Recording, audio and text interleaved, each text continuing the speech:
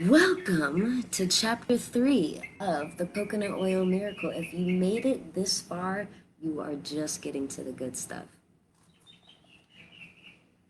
The Coconut Oil Miracle, 5th edition by Bruce Fife. Chapter 3, a new weapon against heart disease.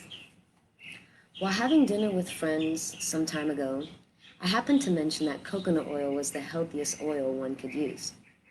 A member of the group objected to my statement and responded emphatically, "Coconut oil is unhealthy. It causes heart disease." My rebuke was quick and simple. That must be why all Pacific Islanders died off hundreds of years ago. My antagonist didn't know how to respond to this statement. The simple fact is, Pacific Islanders who live on a traditional diets rich in coconut don't get heart disease. Coconuts have been a staple in the diets of Pacific Islanders for thousands of years. They eat them by the pound every day. Common sense would tell you that if they were as harmful as we are led to believe, all the islanders should have died off years ago. But until their adoption of modern foods, heart disease and other degenerative conditions were unheard of. Heart disease only appeared in island populations after traditional foods consisting of coconuts and coconut oil were replaced by modern processed foods and refined vegetable oils. Surprise! The early explorers who visited the South Sea Islands in the 16th and 17th centuries described the islanders as being exceedingly strong, vigorously built, beautiful in body, and kindly disposed.